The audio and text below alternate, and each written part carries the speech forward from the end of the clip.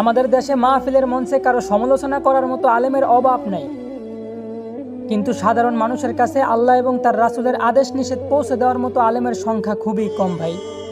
এই দেশেও মানুষ পড়ে লেখা বড় বড় ডাক্তার হয়, কিন্তু দুঃখের বিষয় হলো সামান্য গলার টনসিল অপারেশন করতে গিয়ে ভুলে শ্বাসনালী কাটতে যাওয়ার ফলে সেই ডাক্তারের হাতে রোগীর জীবন দিতে হয়।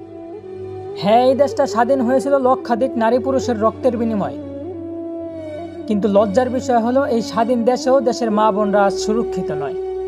সারা বিশ্বের কাছে আজ ওই দেশটা মুসলিম রাষ্ট্র হিসাবে পরিচিত ভাই, কিন্তু আফসোসের বিষয় হলো এই দেশে পরিপূর্ণ ইসলামী শাসন ব্যবস্থা নাই। তো বলি, দিন শেষে এই দেশ নিয়ে গর্বিত হন নাকি লজ্জিত, ওইটা আমি জানি না ভাই।